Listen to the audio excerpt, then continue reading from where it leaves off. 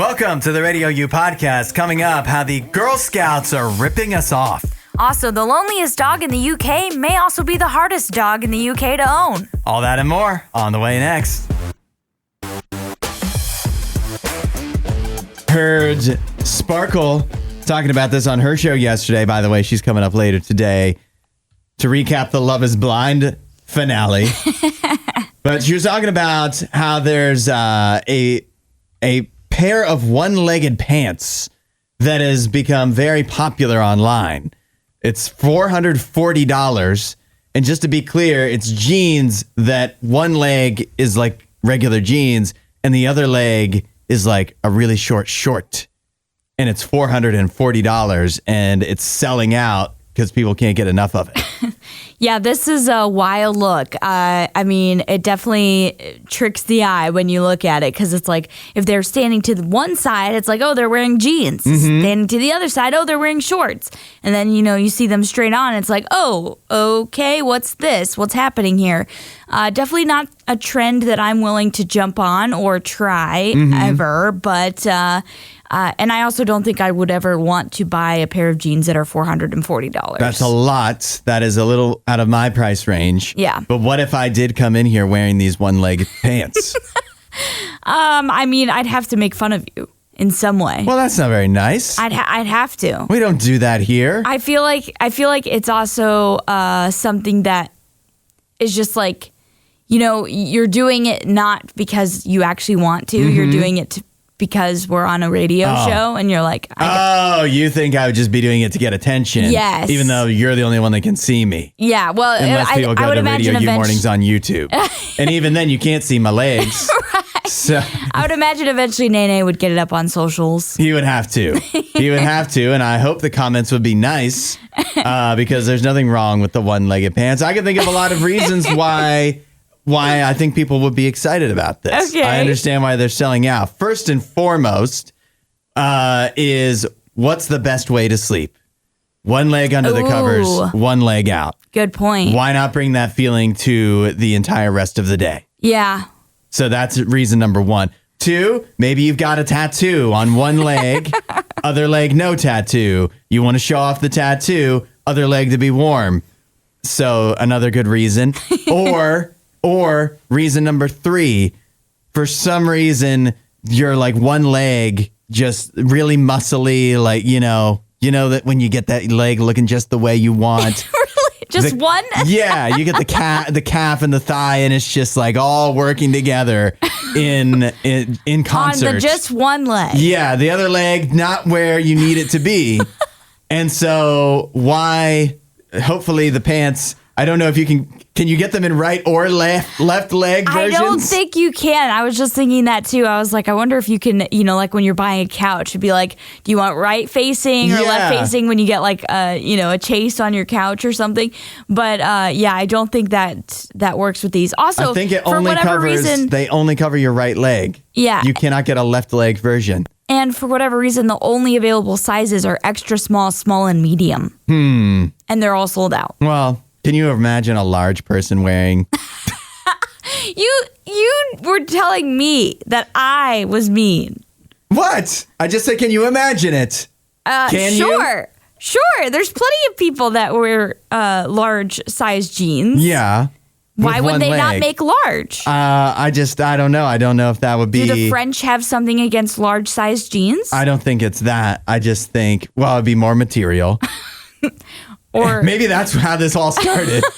Is that like we've got to cut costs somehow.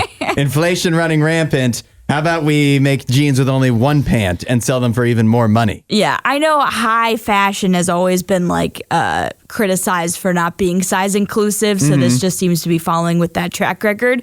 But come on, extra small, small, and medium? That's ridiculous. You couldn't have a large? Maybe they wouldn't be...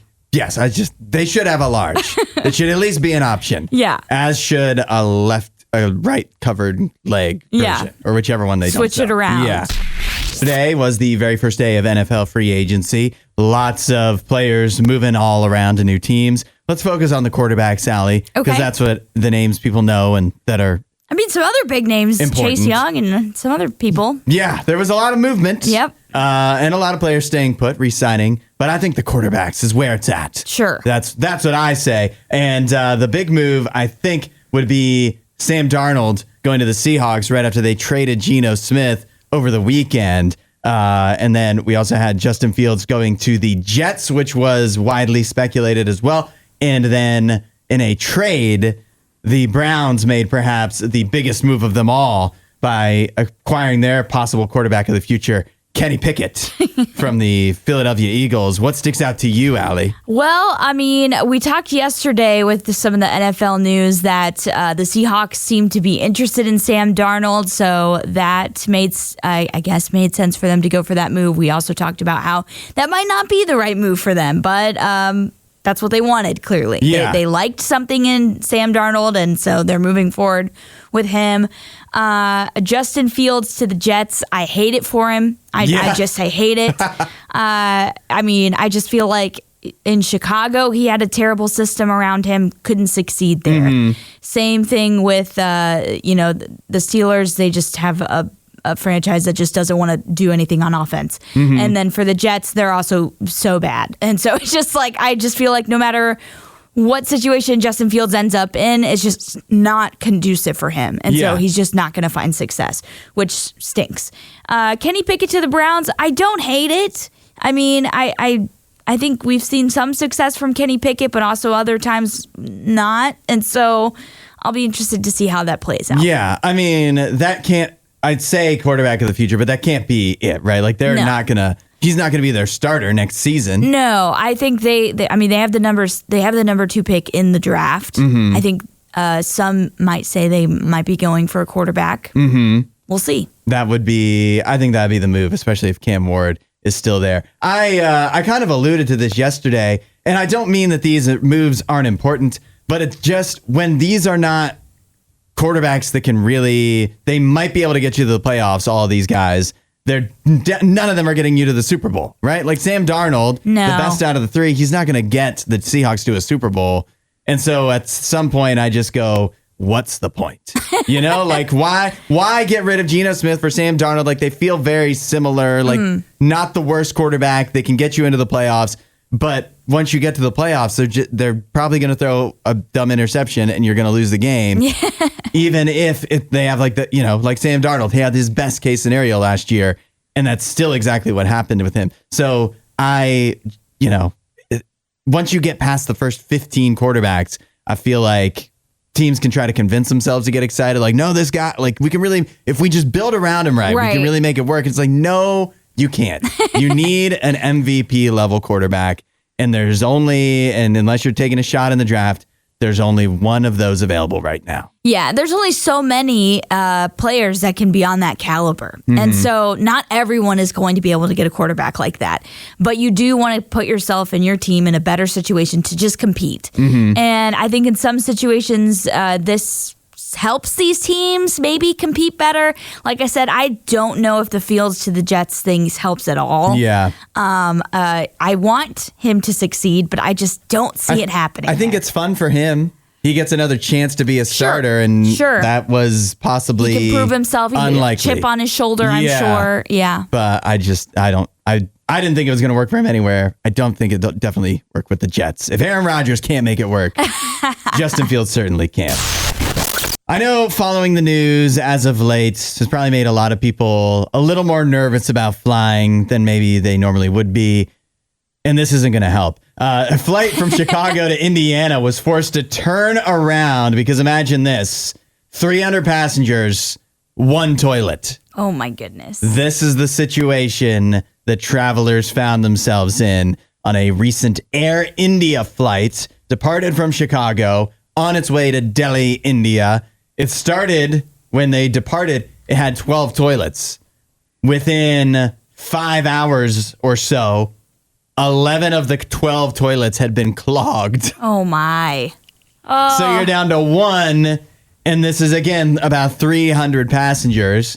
To make matters worse, I suppose, the only toilet that was left standing for the final 5 hours of the flight after they decided to turn around was in economy, where the hoi polloi the rest of the it was passengers. in business class. Oh, yeah, right. So it was in business where the economy passengers are typically not allowed to go. Yeah. And so just trouble all around. And the questionable decision, I have to imagine this is because of like customs and stuff like that. But they're 5 hours into the flight, but they can't just land wherever they are. They have to go all the way back to where they started in Chicago, even though they're 5 hours away from it. There had to be closer airports, but not closer airports that would take them. And so then you have a 5 hour flight. At that point, like how much further would have just been to just go on to India? I don't know. I would imagine getting to India from the United States is not a quick flight. So we may be talking about it could have been another 10 hours. Because, growing up, we would fly from Atlanta, Georgia to Johannesburg, South Africa, 16-hour flight. 16, and that's one continent before you get to India. Yeah. So, it does make sense that the 5 hours is less, but either way, it feels like that was a bad solution. It does say, obviously, a giant inconvenience in many ways to many people. Air India claims that the flight returned due to a technical issue. They also say that once everybody returned to Chicago, everybody on board was provided with, quote, accommodation to minimize inconvenience, aka Imodium and Charmin, I assume. I don't how can you minimize that convenience? I don't even know. It was like an 18-hour flight or something like that. Right. And then you turn around halfway through. What can you give these people? I mean, all they could do was, make sure that they had like a place to stay that night or however many nights they needed to. And a working toilet. Yeah, and a working toilet. Their own personal toilet, each and every one of those 300 people. Yeah. A bad situation here. I definitely wouldn't want to be caught on this flight. I've never experienced a clogged toilet on a flight before, so I'm like, what type of damage did you need to do in there to get it clogged? Well, 11 out of 12 toilets, like if 2 or 3, I feel like that. Odds are that on a long flight, a couple are going to get clogged, but 11 out of 12 is either a malfunction on the plane's end, right, or some kind of protest. Yeah, some some passenger boarded the plane, wanting to send a message. This is a form of terrorism. What message? Not clear, but you were already worried about all these other things that could happen on a flight that have been in the news lately. One more. That every toilet on the flight could get clogged and then it has to turn around partway through. I don't know when these are going to stop, but I am begging for someone to put an end to this. It's the public domain horror movies. Oh, they'll never stop. They're striking again. We literally just talked about the Bambi Reckoning one. And here's another one coming out. This one is now Steamboat Willie versus Winnie the Pooh. Oh, well, I have just one public domain character when you can have 2 in one movie. That's how you up the ante. And, if you thought the Bambi one looked bad and like the, Popeye the Slayer Man looked bad. Yeah, I did. Yeah, they did look bad. This one looks even worse, if that's possible. It looks... And I'm at the point of confusion with these because there's so many and they're not actually connected that I just don't know what's what anymore. Right. Like when it's, I feel like the Winnie the Pooh one kind of kicked things off and then it's like, oh, we're doing like a universe with it. It's whatever. That's annoying, but do your thing. But now, like, this is different from that. These are there's already a Steamboat Willie horror movie, different from that. There's a Winnie the Pooh series of horror movies, different from that. Not connected to Popeye. There's nothing. This is just some other individuals are like, this is our chance to make a few extra dollars than we would making some other horrible horror movie. Right. And so we're doing it. We're jumping on the opportunity. Right. Because there is a group that is like making all of the public domain horror movies, like the Blood and Honey one, the Popeye one, and then the Bambi one. They are all making those, but this is different. So it's like inspired by Blood and Honey. It's called The Dark Domain, Mickey versus Winnie, but it isn't from the same universe. There's so many colons in the movie title. Yeah. Even. You can't have this many colons in a movie that is not connected to a franchise already. You can't go The Dark Domain, MVW : Mickey versus Winnie. That's literally what it's called. Yeah. That's too many colons for anybody. Yeah. It's ridiculous. And it is like, if you watch the trailer, they take the public domain and flip it into the dark domain. Yeah. To the point where they're like almost trying to be funny with it. Right. It's almost like a really bad Saturday Night Live sketch, but I don't think the people involved are even creative enough to do that properly. And so it's really just like, let's just say Mickey Mouse and Winnie the Pooh are involved, and that's going to be good enough, and we'll make it, bloody. Yeah, we'll make it bloody. We'll make it gory. We will have a bunch of people in there that are just going to be, expendable. Mm-hmm. And it doesn't look entertaining at all. Because like the beginning of the other trailers for the other public domain ones, like you can see there's some sort of craft in it. It's like, okay, they're actually trying. This has nothing. Nothing. Yeah. I mean, just from the first shot, you're already like, all right, who made this? Like, this looks terrible. I mean, it's one thing to sell out when there's a lot of money involved. Like, I understand. This is just selling out for what? Like, how much money are you possibly going to make off of this movie? Even if the best case scenario, what are you gaining from this? Right. Nothing at all. And you also know it's bad when it's like the horror movie for the most part is shot during the day, because it's like they couldn't afford to actually shoot at night. Yeah, this is bad. I agree. I wish they would stop, but I don't. We're not talking about the crappy horror movies that don't involve public domain characters. Oh, true. There's plenty of those going around. Yeah. Today, March 11th, 2025. This is the 5-year anniversary of basically when COVID really became a thing. Oh, wow. If you think back to March 11th, 2020, this was the day where so many of the events that really kicked off COVID being a national and then worldwide thing, because obviously, it had to travel over from China, and it started on the West Coast, and then, airports and blah, blah, blah. But, on March 11th of 2020 was the day that Tom Hanks announced that he had been diagnosed with COVID or tested positive. It was the day the NBA canceled or postponed their regular season. It was the day that Donald Trump, president at the time, banned travel from Europe, to and from Europe, and the World Health Organization declared it a pandemic. All this happened, and so March 11th was, and I think Donald Trump did his address from the Oval Office on March 11th too. So it was just a day of it went from being whoa, this is kind of weird that there's this thing people are freaking out about, to oh, everything is about to shut down. Yeah. This is when it became real. Yeah. And here's the thing. It's when it became real to us here in the United States. It had been a global real problem for a long time. Yeah, I remember hearing. For several months. Right. I remember hearing the really horrible stories in Italy for the longest time, for probably about a month before that. Mm-hmm. And it was really, really bad there. So many people on ventilators and just horrible issues with that getting spread there. And so that was probably a part of the reason why travel from Europe had been kind of shut down, because it was just spreading across. It was hitting Europe hard. Yeah. And even I remember back, it's crazy how quick it happened, because by the time the Donald Trump stuff and whatever happened on this day 5 years ago,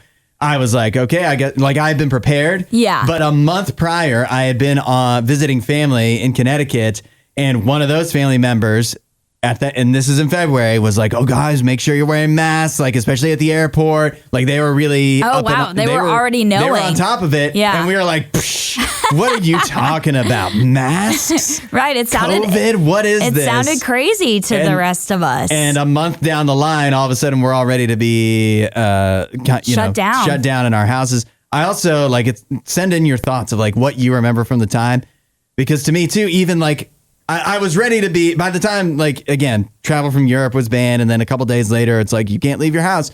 A couple days before that was when the conference tournaments were starting for college basketball, and some of those were getting shut down. And it's what are the odds of the March Madness happening? Oh, it's still going to happen. What are they not going to shut down that huge tournament?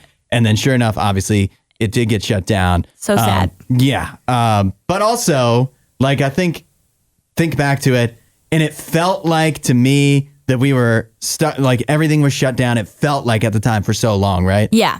And for most of the country, it was actually less than a year Like you look back now and it really wasn't as long as I feel like we all feared and as long as of course it felt like, because just a few days being stuck at home without anything at all to do besides puzzles and Netflix gets pretty old pretty quick. Yes, that's true.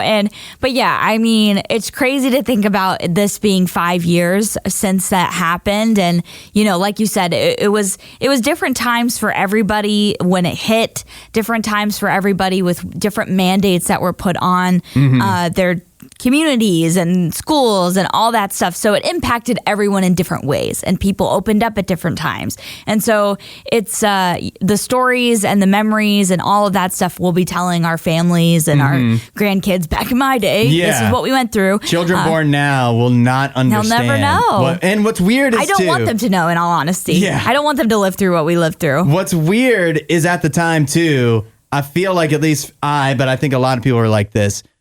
Once the COVID thing hit, you were prepared for things to never, the world would never go back to exactly normal the way you knew it before COVID. Yeah. And now, like, you wouldn't know. Yeah, you know, like if you were in a coma again for 2 years, you would have never known that COVID hit. Nobody, you know, for some reason, some places still have the steps that were put for spacing yourself out. Those stickers are still on the ground. But other than that, like, you would have no idea that COVID ever hit. Yeah, no, everybody's back to normal, which I appreciate. Which is because great, yeah. I hated the whole concept of like, this is the new norm. This is the new norm. I'm like, I don't want this to be the new norm. Like, I just remember being like, you know, in tears as a college student, being like, my college, you know, experience is ruined and all of that stuff. So I'm happy that we are back to normal. And like I said, I don't want any kids that are being born to have to experience what we went through. It's not fun. Yeah. Hopefully we'll never have to go through anything like that again. Odds are we won't, right? Not for another 100 years. Yeah. Well, yesterday, Hudson, I was sent a video of this guy sharing a story about him playing basketball in his youth. And this was an older gentleman, but he was talking about when he was playing basketball, it was a time in high school when the shot clock was not a part of basketball. So this is a real old fella. He aged himself with this story. Yeah. Is it true that the shot clock was invented after a player hit a basketball under his shirt for 48 minutes and said he was pregnant? I have no idea. I think that's why they came up with it. I have no idea, but part of the reason of why he talked about it was because of something similar to that, which is when teams were up at that point in time when there was no shot clock, they would kind of play a keep away from the other team because it was like, oh, we're up by 10 points. Yeah. We got this much time left. Let's just throw the ball into the corner over and over and over again. Can you imagine if the NBA was like that now? Oh, it'd be awful. It'd be horrible. So he talked about that. He's like, I hated that. As a shooter, I hated it. He's like, we had no 3-point line. And he's like, which is really annoying because obviously that's where I shot from. So I would have had a lot more points in my career. But he's like, my coach would always call for this type of, you know, preventative, we don't want to lose. We're trying not to lose type of style of game. Because there was no shot clock. So all they were doing was just tossing the ball to one another to try and keep it away from the other team so they couldn't score. And he's like, but listen, that didn't always work because when you're trying not to lose, sometimes you make mistakes. And playing to try not to lose is not always the right way to go. And as you said, if sports were like that today, it'd be so boring. You don't want to pay your good hard-earned money to go watch a team try not to lose. You want to watch a team try to win. You want to watch them compete. Yeah. You know, there's no point in watching a team that's just trying not to lose. The NFL is a lot less fun when the game turns into let's just run out the clock by running the ball into the line 3 times in a row. Exactly. And you hate, and then it's even worse when that turns into you losing because you're being too conservative. Exactly. And weirdly enough, this actually really correlated with a message that I heard just this past Sunday, which was saying there's a difference between just living and living on purpose. Because we all live, we're all alive right now. If you're listening to this, we're all here and, you know, existing. But there's a difference between just existing and living on purpose. And that's what God brings to you when you have a relationship with him. You have meaning, you have purpose, you have a reason behind why you're living. You're not just living or just, trying not to lose. Yeah. You're living You're not just running out the clock. Right. You're living for something, for some type of purpose. You're trying to win. And so I think that is so important to remember. It's like God gives you that purpose and that meaning so that you don't just have to live in this meaningless existence. Mm-hmm. Yeah. Oh, that's so true. You get into life, and as you grow up, there may be times where, like, is your job really enough motivation for you to, like, wake up every morning? Right. Sometimes, like, your relationships are not strong enough, or maybe you're single or whatever, and you just run out of, like, the things that the world tells you are supposed to give you the motivation to get up. Like, sometimes that's still not enough. Right. But God wants to be there to give you that motivation so that you're not just wasting time until the clock runs out. You're actually trying to do something with your life, and you actually have a meaning and a purpose with that. Yeah. Live on purpose. Find out more by visiting RadioU.com/free gift. Believe me, you won't regret it. That meaning, that, purpose, that reason, it's there. All you got to do is say, God, I want to learn more. I want to know you. I want to be in a relationship with you. I want to live on purpose. I want to try to win. Coming up this Christmas is the release of Avatar 3. It'll be Avatar Fire and Ash. Ali, where do you stand on Avatar movies? We're talking about the James Cameron Blue People Avatar, not the anime, whatever. Yeah, no. I knew what you were talking about. I do like the Avatar films. I liked the original. I liked, what was the last one? Way of Water. Mm-hmm. I liked them. And I do think that they are a craft. And James Cameron, I appreciate that, he takes his time with them. We've thought for years we're never actually going to get more Avatar films. And we got, the last one just recently. And I didn't think it was, I didn't think it was a letdown. I didn't think I was like, oh my gosh, this is horrible. Why did you make these movies? But they certainly are long. Yeah, they are long and getting longer.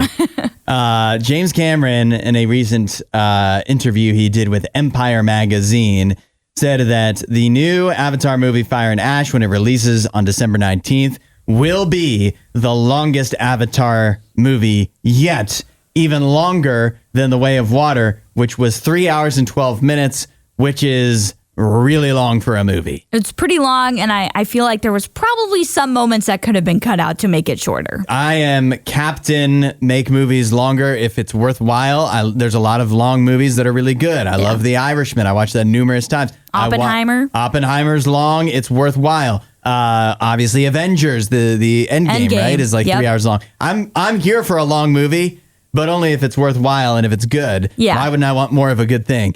I don't like the Avatar. I saw the first one, didn't like it, so didn't care about the second one. You didn't watch the second one? No. Why would I buckle in for that when it's 3 hours long and I didn't like the first one? I do think it's a feat. Like the first Avatar definitely was, and I think they continue with that with the second one as far as like some of the, CGI and whatnot. Mm-hmm. So I do think it's a beautiful film, like it looks beautiful. Yeah. The story might not be. Here's the thing: the story of the first one, a lot of people criticize because it's kind of like a basic. Yes, story. it is. Yeah, it's not a good story. Yeah, but I do think they're beautiful films to watch, and I never felt bored watching it. Mm-hmm. I wasn't like, oh my gosh, I'm wasting my time here, or I was keenly aware of how much time is being passed in watching this film. I just knew I didn't like the first one. And so I didn't want to sign up for a 3-hour screensaver, basically. You know what I mean? Like, that's what it sounds like. Yeah, it's really visually impressive. That's cool. But I don't want to have to sit through the whole, I just don't. I don't have time for that. Fair. So I am. And what's it's not for everybody is they continue on making these, and they're so expensive to make, too. And people, 2 for 2 so far, people keep going to see them. We'll see how the third one does, but just be prepared. This one, The Brutalist is another one. It just won a few Oscars, over 3 hours long. It had an intermission. I feel like the Avatar should have an intermission. Yeah, well, I think he actually says that there might need to be, a point where they will have to split it so that they will have to have like that halfway point so people can go to the bathroom. It is crazy some of the things he's saying to him, and like the writers are like, they just... saying how like we just had too many good ideas to fit all in. Like we just couldn't cut stuff. And I'm like, nobody has that many good ideas. No. But the world building from the second one was really awesome. And so I'm excited to see that continued into this third one with like a whole new section of the world that they're talking about. All right. Well, come Christmas, you go and see the new Avatar. You might need a catheter or something. Just be prepared. And then you can report back to us. Okay. Radio U, where music is going, 8772 Radio U. You're hanging with Hudson and Allie and Sparkle, who we've woken up early once again. We've been following along. You and Allie both have been providing play-by-play and commentary on the new season of Love is Blind, which now just finally wrapped up over the weekend. So listen, guys, what is your thoughts? Sparkle, you go first. Okay, good. Because I just want you to know that I rearranged my vacation to finish Love is Blind. That's how serious I am with it. I mean, we got to say 1 out of 4. But did we know it was going to be 1 out of 4? Did you know, Ashley? I feel like I remember the first time we talked about it and Hudson asked us how many couples we felt like were actually going to say yes. I said I was confident about at least one, and that was the one couple that ended up coming out on top. Sparkle, didn't you say like 3? Cool. I said 3 out of 4 because I'm a hopeless romantic. And they really did mislead us. This is my issue with this, because they really did mislead us, even though I feel like there was not a lot of depth or growth shown in their relationships after they left the pods. They did make it seem as if Joey and Monica and Sarah and Ben were really like, they're working through things and they're getting along and blah, blah, blah, blah, blah. And then it's like, no, actually they're not. And the same thing for Virginia and Devin too. So it's just like they had no depth to their relationship. Taylor and Daniel got into a lot of deep stuff, especially with their families and everything. And so you could just tell they were more serious. And I guess we just kind of all ignored the warning signs from the other couples. So the one confident couple was the one that said yes. So hold up. 1 out of 4 couples it was technically 1 out of 5. That's what I was thinking, because I thought you guys a couple weeks back said that there was 5. So only one made it, and it was Taylor and Daniel. I don't even remember anything about Taylor and Daniel, because you guys talked about all the drama with all the other ones that evidently, these are the ones, spoiler alert, did not survive. Right. They're alive. They didn't kill them. But they did not. No, they're alive. They're probably now enjoying all their Instagram things. Yeah, but they're dead to you guys. Oh, yeah, 100%. The show's over. I really, really was surprised about Virginia and Devin. That one surprised me but once they started talking about politics and all that stuff, my best friend who I watched it with was like, oh, I could have called that. And I was like, what? I was so surprised on that. But we all knew that Sarah and Ben, they were doomed from the beginning. Sarah's the worst. I'm sorry. She's the worst. I do not like her. Yeah, no. Which one? I'm sorry that I don't remember this, but it's been a week. Which one was your number one nemesis, Sparkle? Oh, number one nemesis was Dave, and they didn't even make it to like the wedding round. Like they ended before that. Yeah, and I literally yelled at the TV. I go, "That's what you get for being my nemesis and everybody's nemesis." Basically. Yes. So it was horrible, but now rate your feelings. Like it's all said and done. One couple survives. How do we feel walking away? I mean, I'm always going to be disappointed when not all of them make it, but I'm going to give myself a solid 7 for this season. Allie, what do you say? I'd say I'd probably give myself a 5 or a 6. I enjoyed throughout and it was really invested, but then the end was just so bitter with the couples that, again, I feel like they misled us. They didn't show us the cracks in their relationships. They just showed us like the happy moments. So it was kind of like a social media highlight reel. And so they really misled us, made us think that we were going to see them say yes. And then they ultimately said no, which again, I kind of called because it felt like everything was going too good for these couples, and then clearly really wasn't behind the scenes. But so I think it would have been better if I saw maybe 1 or 2 more couples say yes. I would have had a better overall feeling about it. So I'd say 5 or 6. I mean, literally, I'm so flabbergasted that a reality show would lead us on like that. Oh my God. Who could see that coming? Nobody could see that. Fake TV. I don't believe it. Sparkle, thanks for coming on and waking up early with us. And we'll talk to you when they put out the next season of Love is Blind. Well, it's going to be soon, so you're there. Talk to you later. I saw this on TikTok yesterday, and at first it's sad, but then you get a little mad. It's a news report about the loneliest dog in the UK. His name is Woody. He's been at a animal shelter waiting to be adopted for 10 years. It's crazy because he's the cutest dog ever. He is very cute. He's very cute. Yeah, of course. He's cute. He's been there for 10 years. And the story starts off even sadder because he wound up in the shelter after he was 1 year old and he had been mistreated as a puppy. And so then somehow, rescued, put in this shelter, but a sad backstory. However, you're thinking like, why then he's the cutest puppy ever? Would he be stuck there for 10 years? Apparently he has a lot of diet restrictions. Oh. He has allergies. So he has to expensive food, lots of care involved. Okay, but somebody, right, could handle that. But also he does not do children. Not only not like he can't live in a house with children.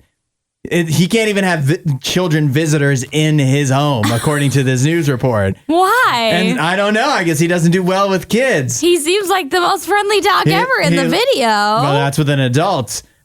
So initially you're sad. You're like, oh, I hope somebody, takes him home. But then I started thinking about it, and I'm glad to see that the comments actually lean my way. That 10 years at this shelter. How have you not trained him to be okay with it? Kids as at least visitors. You can't make him not allergic to stuff. You can't make him not have a diet that, is very expensive. But somebody possibly would take that on. I think the kids thing shows that they can't give him, they aren't able to train him the way they need to get him to a home.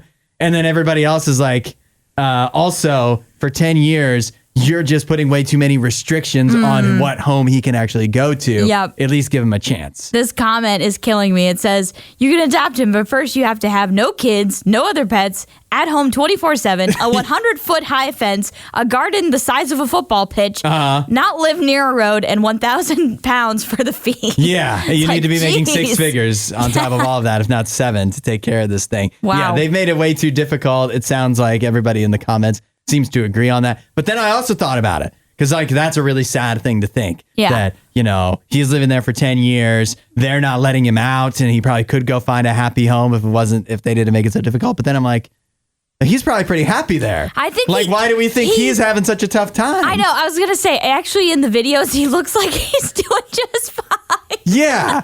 So because it's not like he's in a cage, and I think a lot of people probably think that when they think of a shelter is it's a temporary place, but it looks to me like how this shelter is set up, it looks more like they've given him a permanent place he can hang out. I mean, he's basically permanent. He's been there for 10 years. Right. And also it's right near the sidewalk. So he's sitting by a window, and so he gets to see all the people as they walk by, and he's just happy, and there's a kid standing right in front of him. He doesn't look like he's about to die. Yeah. I feel like I feel like they might have failed him a little bit. Maybe. But I also feel like I started off sad, then I got mad, but now I feel like I'm okay because I think Woody's okay. I think Woody the lonely dog isn't as lonely as they make him out to be. They're showing him with his a trainer right now. They're outside in a little garden. She's giving him treats. He's doing little tricks. Yeah, going around in circles. Oh, they can train him to do a trick. They can't train him to be okay with a kid every once in a while. Apparently not. But he looks just fine. Yeah. So I'm choosing to have this story have a happy ending in my mind. We're rebuking the lonely part. Woody got to live lived most of his days very happy. Yes. Fired or hired on RadioU. Whenever you've got a workplace situation that you need some help with, we are here to help. 8772 RadioU, send it on in. Here we have a situation where we need some listeners to chime in. We have a worker who says, so it was our coworker's birthday, and we wanted to celebrate by buying her a cake and doing a mini surprise party. I was sent along with another guy to buy the cake, and I didn't really know what to pick out. But then I remembered a conversation that I had about cakes with the person whose birthday it was. She mentioned a caramelized cake, and that is sort of what I got her. Oh, no. This detail confuses me. Turns out the cake was frozen. I think it had ice cream in it. Oh. You didn't know it was frozen? So was it anyway, like not in a cooler? That's what I'm saying. Okay, turns out the cake was frozen. I think it had ice cream. And another coworker didn't stop making jokes about me and the frozen cake. On top of that, the birthday girl says she never mentioned something about a caramelized cake and didn't eat any of it. Didn't eat any of the cake? Yes, I swear she mentioned that cake. I don't think I'm crazy. Only me and another person ate the cake, and I just felt extremely bad about this whole situation and my coworkers making fun of me. I feel so humiliated. What am I doing here at this job? Oh, yeah, seriously, what are you doing there? But yeah, that's interesting. I don't even know, like there's not a question. No. It's almost like a not a fired or hired, but like a should you quit? Yeah. Should you quit over this? Should you quit or should you just like let this roll off your back? Yeah. You know, I won't give my full thoughts yet, but Yeah. I think I'm leaning to one direction. 8772 Radio U. You supposedly, some are saying, bought the wrong cake for a surprise birthday party, a situation that I would say you were kind of thrown into unwittingly in the first place. 8772 Radio U. Now people won't stop making fun of you. What do you do in this fired or hired situation? We need some help here. What do you do, Allie? Well, I just think it's awful that her coworkers are making fun of her. Listen, if anyone bought me anything, even if it was something that I didn't like or, you know, I didn't remember having that conversation with that person, I would say thank you. You know what I mean? Yeah. They took the time to really try and remember something that I had said and, you know, tried to make it personal to me. So they put thought into it. It's really rude to be like, I didn't say that. That's not exactly, you know, like that's just In front of everybody. In front of everyone to humiliate this person. So it just feels like a mean girl move, a really petty move. Yeah. And yeah, I mean, it's your birthday. You want what you want something that you actually like. So if you don't like it, then maybe don't eat it. But I feel like it's so ungrateful. Yeah. But also, I don't personally feel like the girl that is writing in to us shouldn't be overwhelmed by this. She shouldn't be, you know, she should let it roll off her back. Yeah. Don't let this get you down. These coworkers are not being very nice, but don't let them get to you. It sounds like Grace took the words right out of your mouth. She says, your coworkers all suck. If someone brought me any kind of birthday cake, even when I didn't like, all I would say is thank you. You seem like a good person. Don't let these entitled, rude people stop you from all future acts of kindness. Yes, Now, don't. Jackson, I kind of like what Jackson said. Take this as a lesson on setting boundaries with your workmates. I think in the work environment, I think this could be the right way to go. Next time a birthday comes around, sign the group card, offer pleasantries, and do your work. Oh, and maybe bring forks for the cake that someone else can get. Yeah. Yeah. Yeah, I think that's a good idea. Like maybe don't put that pressure on yourself in the future so you don't put yourself in a situation where you would be feeling that anxiety and type of, worry that you are going to get humiliated or made fun of, Yeah. you know? And I will say, in defense of the birthday girl, which I didn't, maybe people aren't expecting me to say, if you get a surprise birthday party and that seems nice, but like we've seen in The Office, watch The Office, right? Like if it feels like the people feel obligated to throw you a party and got you a cake that they don't like, they're in her eyes maybe making up stuff that she never said, right, just to try to make it seem like it was nice and a nice thing to do when it actually in her eyes maybe it wasn't. But it's still crazy to act out on that, to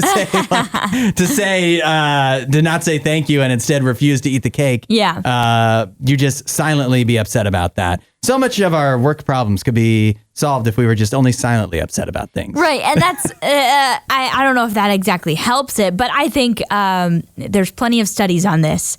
Gratitude will help you in life. Yeah. Gratitude is never a bad thing to have.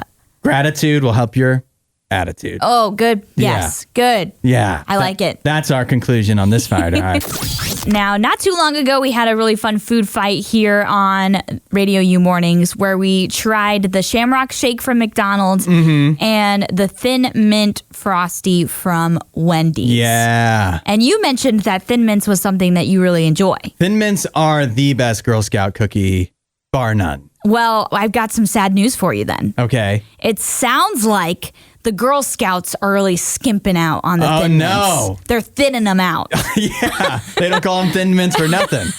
Yeah. So a former Girl Scout just recently posted a video on social media calling out the Girl Scouts for allegedly selling less Thin Mint Delights for more than she recalled when she was selling them. Yeah. She says there's no way that this is the same amount of Thin Mints that you used to get.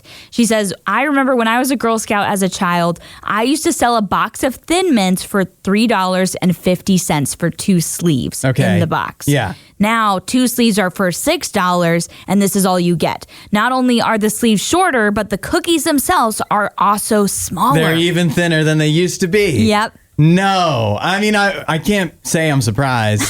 And obviously, you know what? Like, you'd be a fool if you didn't think that Girl Scout cookies would have gone up in price since like this now grown woman was a child. Yeah, I think Girl that Scout cookies in the last 10, 15 years. Yes. They're going to go up. You can't expect them not to with inflation and all of that. But the fact that they're rising prices and tricking you into buying actually less cookies, that really hit. I mean, $6 for a thing of cookies is a lot anyways. Yes. And I already remember, like, when I've gotten Girl Scout cookies, it isn't a lot. Yeah. Or maybe it's just because I eat them so quickly because they're so good. But someone I saw said that it used to be 32 and now it's only 28.